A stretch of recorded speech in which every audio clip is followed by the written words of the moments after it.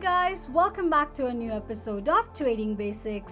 Today in this video, I'm gonna show you how you can disable greed on MetaTrader 4 application. Keep watching the video till the end. To disable greed on MetaTrader 4, firstly go ahead and launch open your MetaTrader application. It will take you to the official page of MetaTrader application. Click on hamburger icon at the top left corner of the page. From the displayed options, click on Settings. Scroll all the way down to the Chat section and click on Colors. Select the color that matches to your background and tap on Done.